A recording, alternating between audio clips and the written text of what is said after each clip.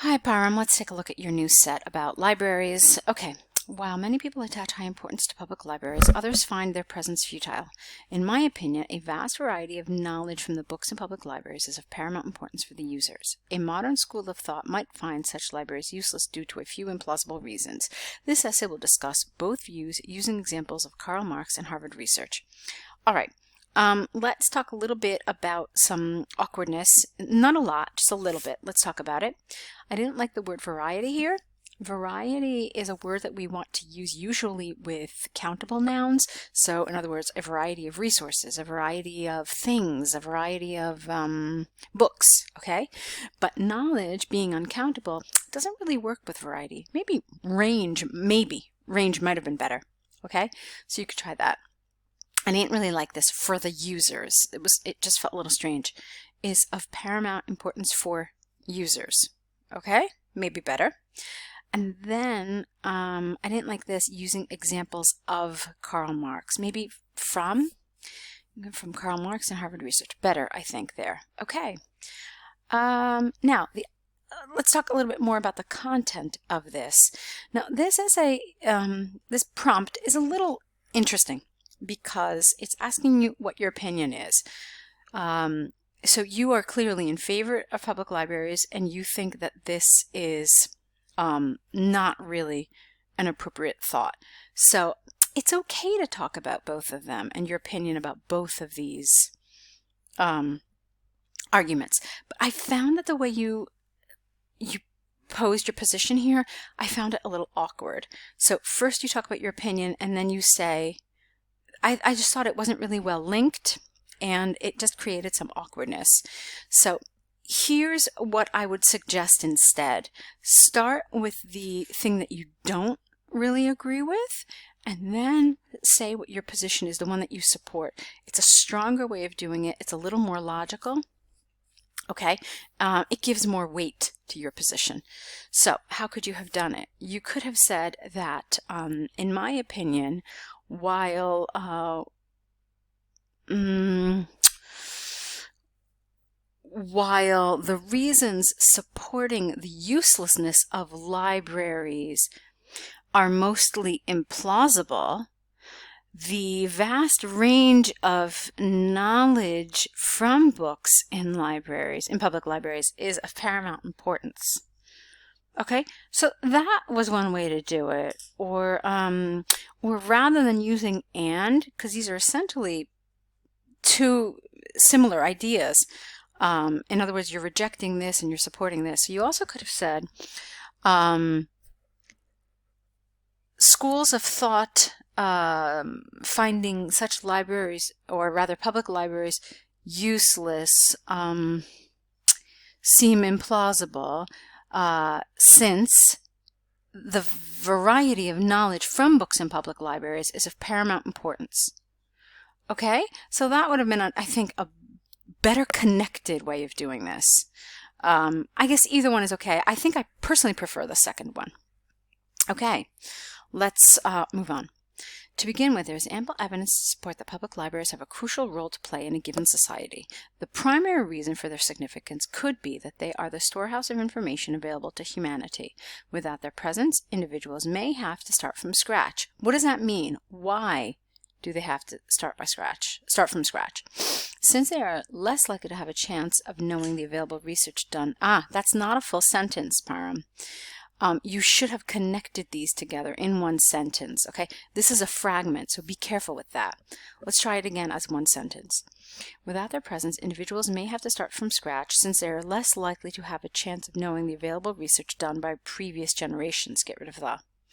The compelling example on the positive note, this is awkward, the compelling example on the positive note, is of Karl Marx, who had spent most of his lifetime in public libraries studying world economy. Too many thes here, and they're not being used accurately.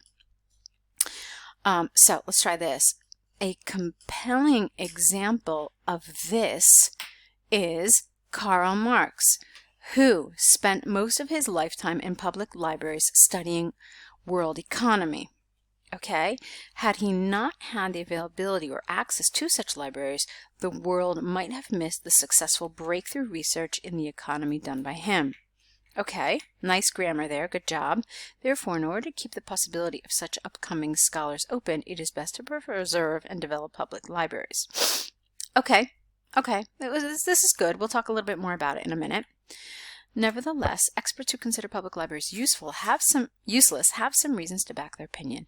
The central reason behind their argument is the advent of the internet and libraries' information available online to access conveniently.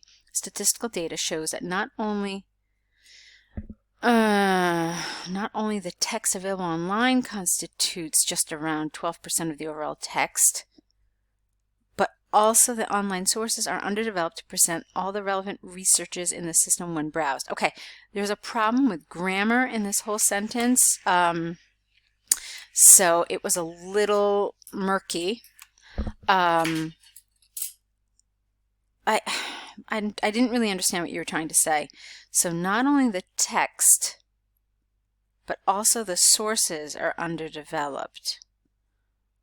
What do you mean here? That of all the texts around the world, only 12% of them are available online?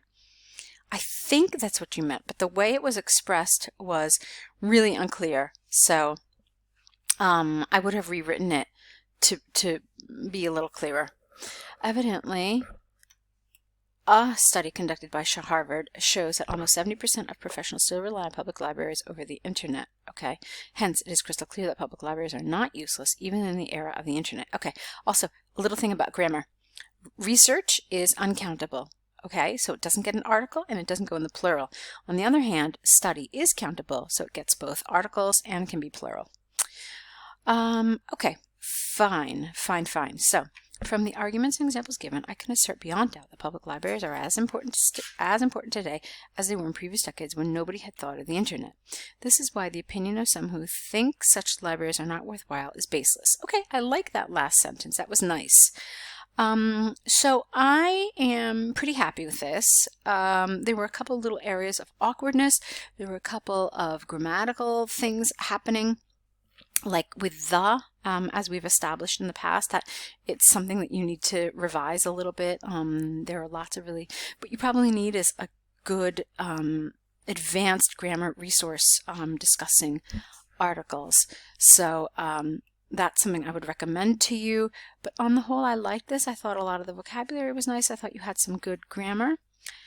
Just be careful with some of the inaccuracy. Okay, let's move on to your task 1. There's a problem with the road outside your flat. Fine.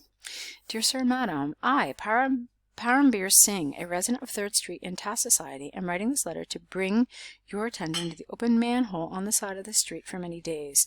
I must acknowledge, first of all, that I have been living in the flat number this since 2009 and have never experienced a delay in any work by the local administration in the area. Okay. This is okay. This is fine. There are a couple things that I would change.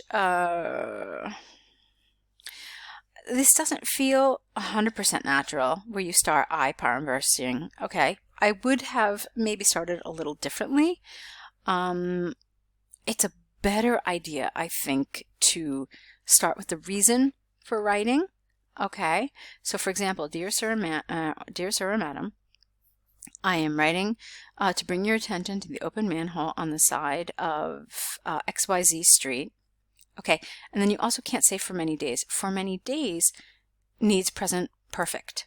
So, in other words, attention to the manhole that has been open on the side of the street for many days. So you can see that sounds rather awkward. But this grammatically is incorrect. So, again, let me just say how I would have started it. Dear Sir, Madam, I'm writing this letter to bring your attention to the open manhole on, XYZ Street, which has been open for many days. My name is Param Singh, and I'm a resident of 3rd Street in Task Society.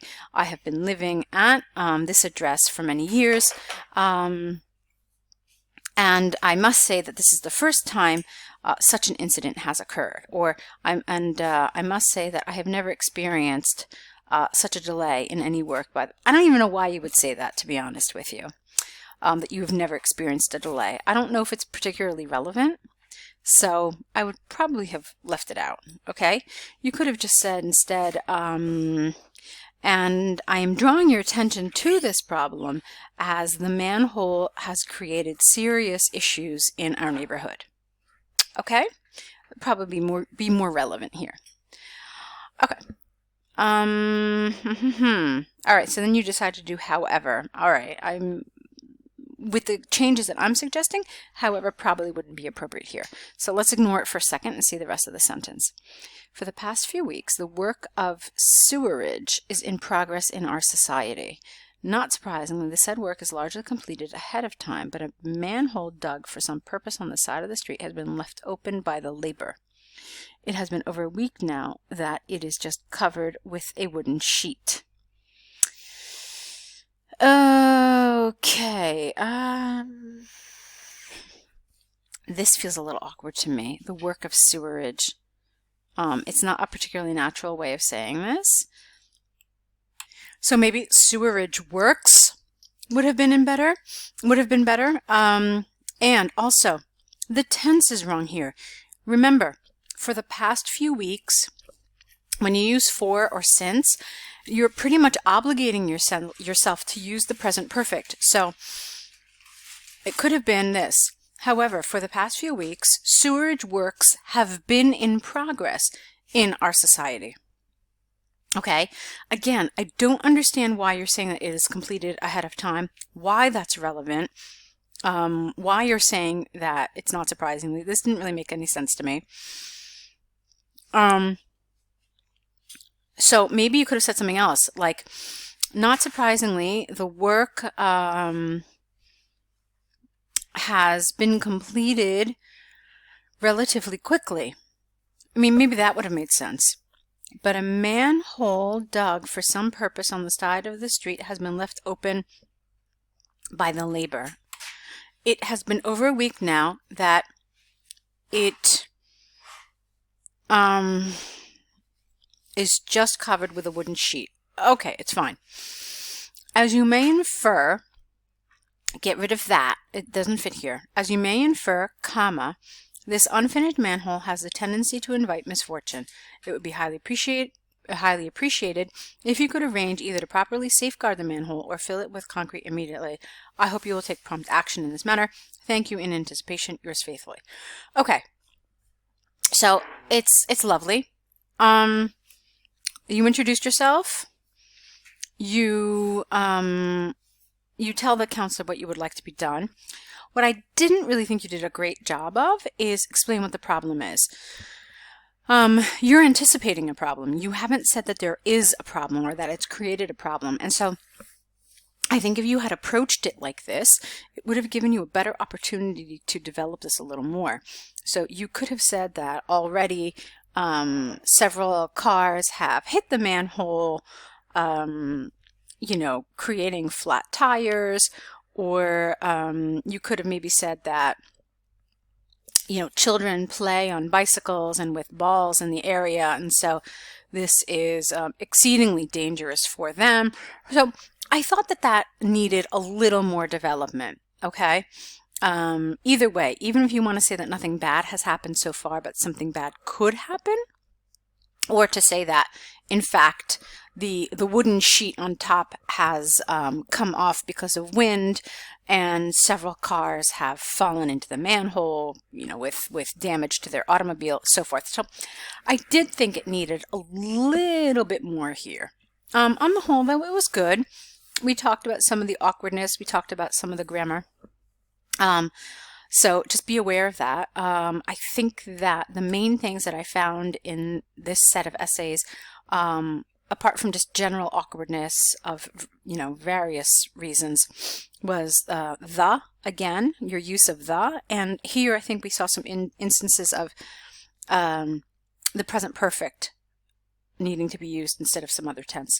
So I will wait for your next set of essays, see if you can apply these suggestions in your next set, and I'll be waiting. Good luck.